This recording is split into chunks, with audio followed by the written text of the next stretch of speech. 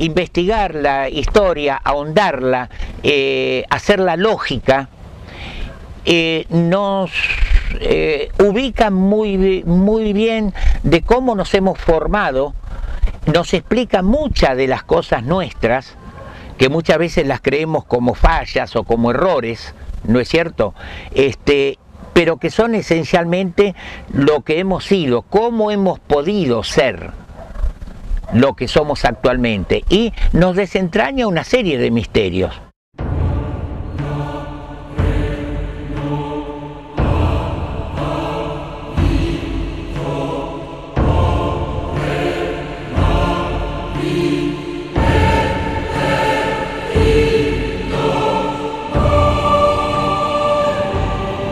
Un caserón blanco y desierto emerge como algo anacrónico en medio de la llanura bonaerense. Un reducto rural fortificado de los pocos que restan actualmente en el país, mientras otros fueron devorados por la avasalladora lucha nacional del siglo XIX en épocas de enfrentamientos y destrucciones constantes. La casona de la Ruta 178 se mantiene solitaria y severa en las afueras de Pergamino, en la provincia de Buenos Aires. Es un material en realidad muy raro en esta zona, en este mundo, en este espacio de frontera que fue Pergamino, y que se sustenta en el barro. Entonces realmente los restos, los testimonios han sido totalmente desaparecidos en el tiempo.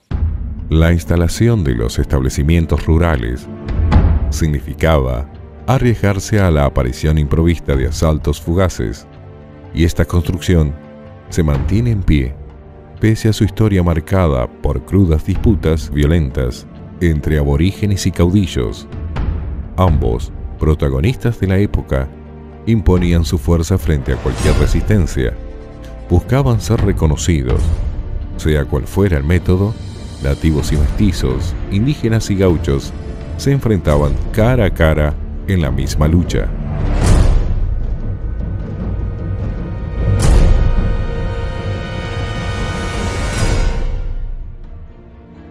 En plena etapa de organización territorial y política argentina, guerrillas constantes y defensas rudimentarias en manos de pastores y trabajadores del lugar, convertidos en auténticos guerreros, la casa fue amparo de generaciones de viajeros y lugareños que comenzarían lentamente a poblar la extensión de la zona.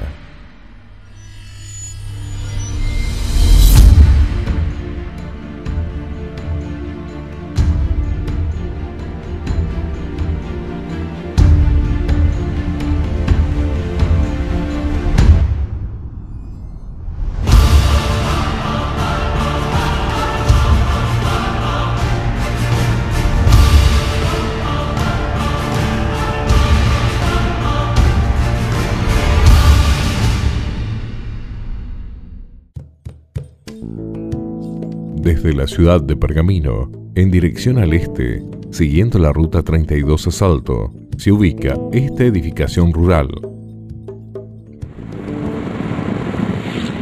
La estancia San Juan, perteneciente a la extensión actual del INTA, comienza a construirse alrededor del año 1842. Dicha edificación se encamina luego de ciertos ataques masivos en manos de los indígenas lugareños, que culminan quemando por completo el lugar en 1838. A partir de allí, la casa se entrega a su primer propietario, fechado en un documento, el 28 de julio de 1847.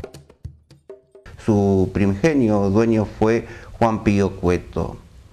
Nos preguntamos, ¿quién fue Juan Pío Cueto?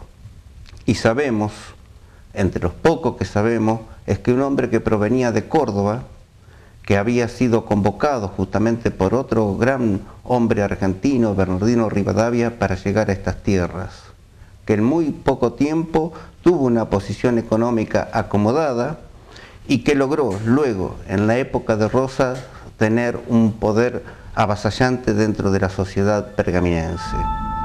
Víctima de fatales enfrentamientos, la casa campestre se vio entrelazada por dos formas lejanas que quizás buscaran lo mismo por décadas: El indígena, así como su opuesto, el gaucho, impulsaban su lucha brusca y severa por asegurarse un lugar en su tierra. En ese mundo se instala el conflicto. El conflicto sobre dos modelos de funcionar, dos economías diferentes. Por un lado, la economía de los pueblos originarios, que es una economía que, si bien tenía un fuerte ingrediente de subsistencia, pero también entraba dentro de los circuitos comerciales. Y un mundo mercantil como era el mundo del español, el criollo. En 1838, al momento en que Pío Cueto compra esta propiedad, del cual él era enfiteuta, que venía de la época de Rivadavia en 1821, con Martín Rodríguez como gobernador de la provincia de Buenos Aires, esta propiedad implicaba que era un avance de un modelo sobre otro, porque en realidad para esta fecha ya tenemos una mayor valorización de la tierra, porque se ha instalado el tema de la producción del lanar con fuerte demanda desde Inglaterra. Entonces las tierras cobraban otro valor, y así es como vienen. Uno ve la llegada de distintos comerciantes de Buenos Aires, como los Ortiz Basualdo, los Anchorena, que van a instalarse en el partido de Pergamino.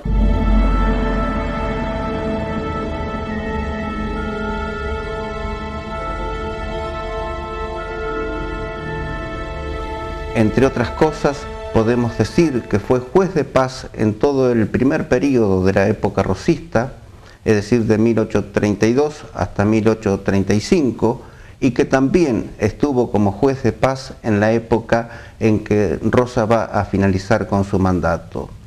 Ser juez de paz, como el caso de Juan Pío Cueto, era un cargo de suma importancia, el más grande que podía existir en ese tiempo, y significaba, entre otras cosas, ser el hombre de confianza del gobernante. Por lo tanto, eso nos lleva a dilucidar que posiblemente esa fortificación que está instalado en el campo del INTA ha sido una construcción del poder.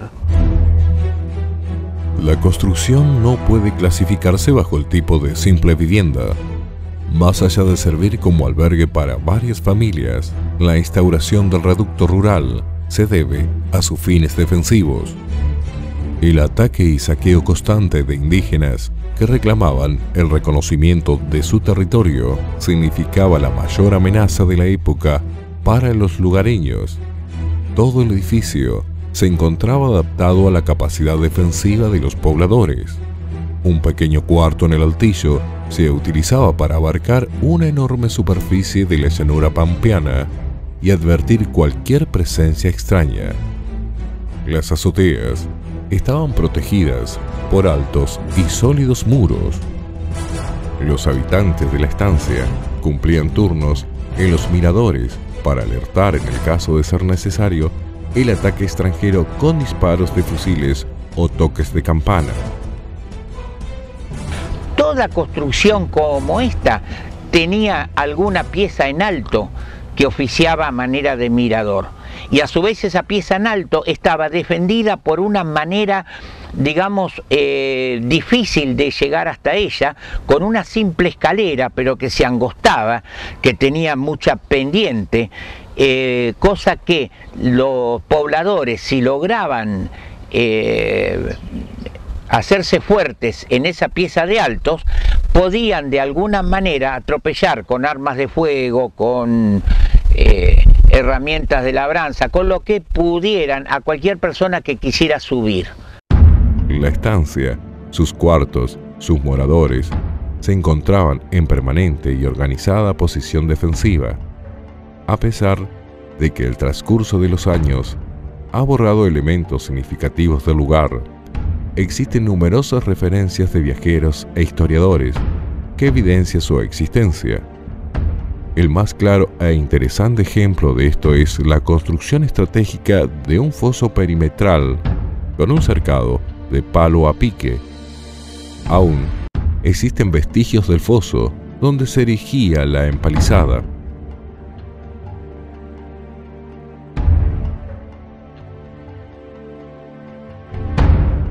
Para descubrir esta especie de cercado exterior, se realizaron excavaciones cada 2 metros y así se dio con un foso cubierto por ladrillos que rodeaba la casa formando el perímetro de un cuadrado, interrumpido por la presencia de un puente que tal vez haya sido colgante.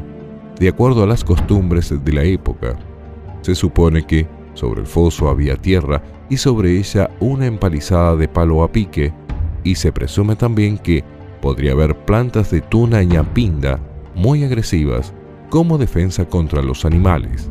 Dicho cerco actuaba también como una valla frente a la violencia de las luchas internas de la época rosista, limitando dentro a las familias y defensores que albergaba el edificio. En ese tiempo él lo tendría como un lugar estratégico en defensa, sobre todo de los malones que se producían, pero en gran parte en la lucha que mantenía con los enemigos del gobierno rosista, es decir, los unitarios.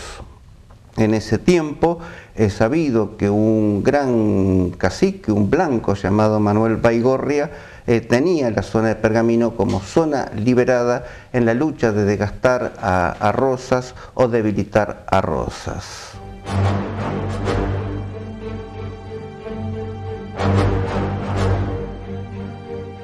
El conflicto se dirimía por la violencia por un lado, a través de malones, a través de defenderse, pero también en esta frontera había un intenso intercambio, o sea, las fronteras era el espacio de intercambio entre el mundo indígena y el mundo criollo español.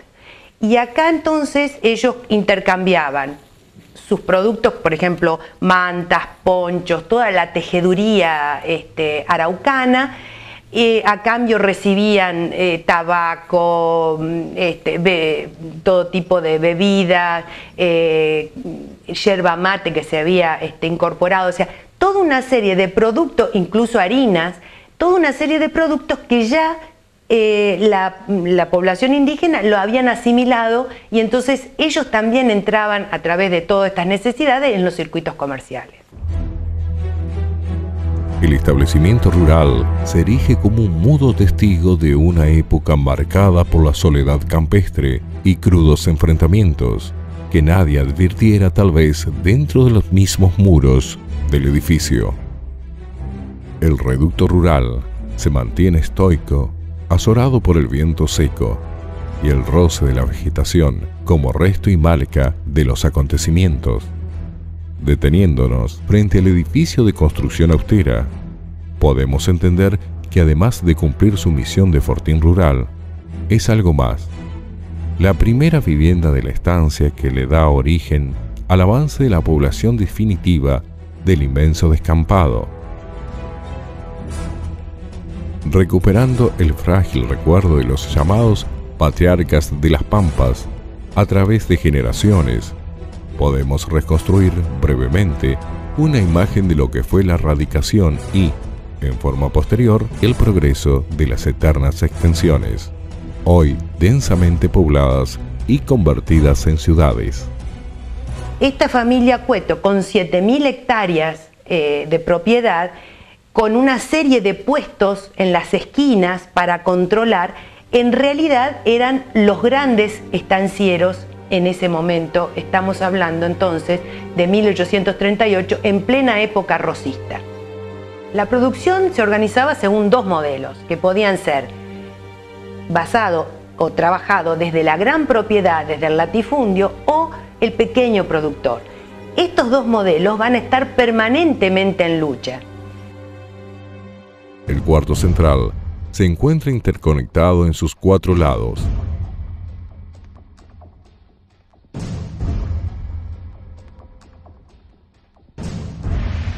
Por la parte posterior se accede a una escalera empinada de madera con angostos escalones y alzada angular, lo que hace incómodo su ascenso. Al llegar a la parte superior, nos encontramos con una pequeña ventana lateral. A la derecha, una puerta nos comunica con el cuarto alto, con puertas a ambas azoteas. y una ventana al frente desde donde se puede divisar la extensión de la pampa. En las azoteas existen amplios parapetos que protegían el cuerpo de los fusileros.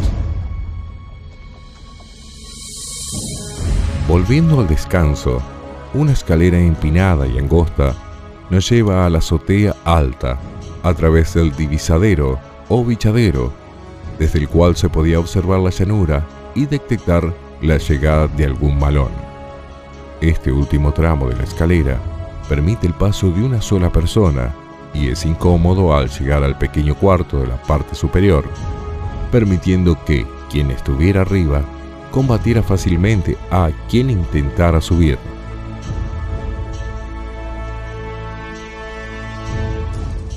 Desde la azotea superior se tiene una vista de horizonte que en aquellos tiempos se supone hasta unos 25 kilómetros, considerando la pampa desierta de entonces.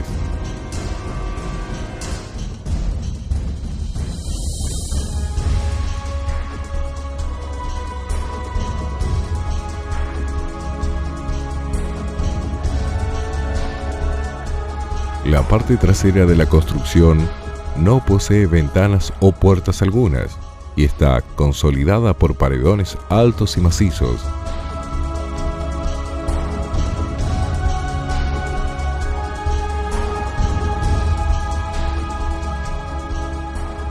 Rompiendo con la forma definitiva y severa de su construcción, el frente se presenta con un aspecto acogedor, allí donde la vida diaria era placentera y familiar, como en otros establecimientos rurales. Una señorial galería baja impedía el ingreso del jinete a la vivienda. El techo, cubierto por tejuelas, apoyadas en ligeras alfajías, descargan su peso en 5 columnas de hierro macizo. Algunas puertas y ventanas abren acceso a otros cuartos, sobriamente iluminados y ventilados por la brisa campestre. Difiere en sus detalles de otras construcciones de la zona. Los herrajes y cerraduras eran a prueba de violencias. El techo era incombustible, sus muros gruesos, reja de barrotes en toda la galería y con balcones elevados del piso para permitir apuntar cuerpo a tierra. Signos evidentes que dificultaban el acceso interior y acentuaban el carácter seguro de la casa. Tenían las características que tuvieron otras, acá en el propio partido de Pergamino. Por ejemplo, yo te estaba hablando de una que la conocí perfectamente y donde pueden quedar restos de tapera, si es que quedan, en lo que era la cañada de Roldán. Por ejemplo, una que te nombro, pero hubo otras. ¿Qué tuvieron en común? Tuvieron en común un foso, una empalizada de palo a pique, y esto no tiene nada que ver con lo que eran los reductos fortificados de la provincia de Buenos Aires, los cuales estaban enclavados en ciertos y determinados lugares, como Fortín Mercedes acá en lo que es actualmente Colón, Fortín Federación, lo que es actualmente Junín, por decir algo, la Guardia de Salto. El fuerte de Pergamino, que es un fuerte mucho más antiguo y que ya cuando se construye esta edificación no existía más. Prácticamente con el albor de la Revolución de Mayo el fuerte de Pergamino ya no existía, podían quedar restos en forma de tapera.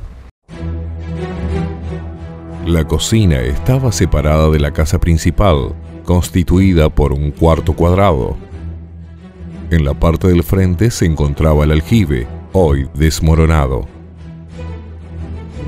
Asomándose desde el amplio alféizar de cualquier ventana, se percibe un vasto sector de terreno verde amparado por la construcción. La quietud de la ininterrumpida llanura en sus 4 direcciones. Las familias cumplían labores de campo en forma diaria, partiendo desde los trabajos que realizaban en la galería del edificio. En general, los ranchos no tenían mobiliario, o sea, uno cuando lee los juicios testamentarios establece con un enorme costo, una mesa, sillas, aunque estén rotas las sillas, igual ponen, aunque estén rotos los cajones, si hay algún aparador, también lo ponen. O sea, la ropa se ponía en baúles, no había roperos, nada de ese tipo de cosas. Y lo único que había era mesas y sillas. Y, bueno, las herramientas, porque en realidad lo que uno advierte a través de las herramientas que encuentra en los juicios es que esta era una sociedad donde se practicaba la agricultura.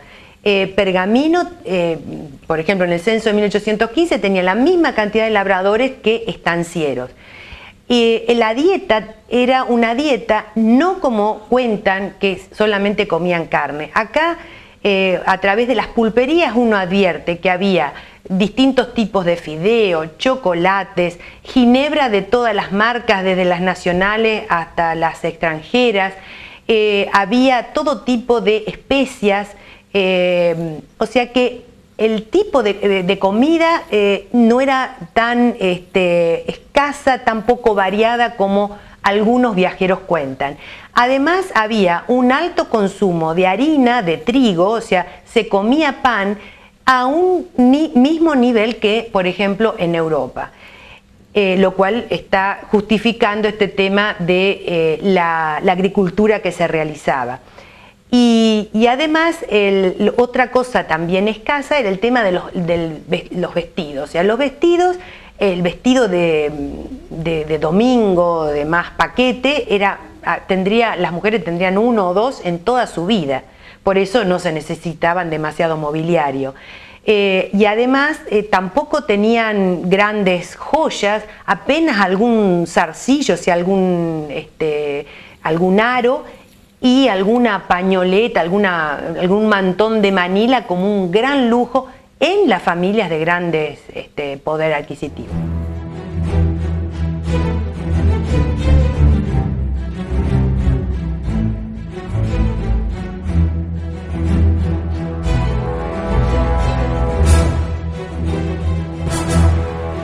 La familia en este periodo que estamos hablando, 1830, 1840, 1850, es una familia que se denomina extensa. Se denomina extensa porque en realidad conviven en la misma casa o en todos conjuntamente en algún otro rancho, pero todos juntos. La familia, los hijos solteros que tenían las hijas, algún otro hijo de otra hermana que criaban también, y los domésticos y también los esclavos. Esto era la familia y el varón era el jefe de todo ese conjunto y él, o sea, sobre una estructura patriarcal, él era el que manejaba, el que organizaba y el responsable de toda esa familia. La intimidad y gracia del lugar contrastan con sus costados y contrafrente, funciones contrapuestas que necesariamente debieron fusionarse. Nosotros vamos a agregar que en esa época de Juan Pío Cueto, en la construcción de Juan Pío Cueto, en Pergamino existía una población de 3.500 habitantes, que tenía, ¿no es cierto?, solamente 10 negocios y apenas 2 industrias. Esas industrias estaban en relación a la ganadería, es decir, que tenían que ver con el saladero de cueros y tenía que ver también con la industrialización del cebo y de la grasa. Es decir, que era muy pobre lo que componía propiamente el casco de nuestra ciudad. La mayor parte estaba compuesta por ganaderos, que era el gran negocio de la época, y entre ellos estaban establecida una lucha de poder, una lucha muy intensa, justamente dividida entre unitarios y federales. La estancia no ha sido frágil al paso del tiempo. A casi 170 años de su construcción, el edificio es el manifiesto de una serie de acontecimientos y hechos trascendentales que fueron base en la formación de lo que actualmente es la ciudad de Pergamino. Los encuentros dentro y fuera de la casa vertieron su influencia directa sobre la creación de la idiosincrasia rural del territorio. La lucha histórica, llena de motivos heroicos, transfigurada por el relato de los familiares, siempre vuelve a su punto de partida, eliminando la radical oposición entre aborígenes y gauchos pampeanos. Lo que queda es la búsqueda natural de dos pueblos que reclaman su hogar en un mismo territorio. Es importante destacar la existencia de una raza aborigen que imponía métodos para defender sus derechos sobre el suelo. La obstinación de pobladores por la pacificación de las tierras y la lucha de un pueblo dividido que intentaba llegar a la unión comprometida de un país naciente. Sucesos que marcaron definitivamente el avance de una nación en sus comienzos. Rastros que perduran en los muros de este reducto rural fortificado.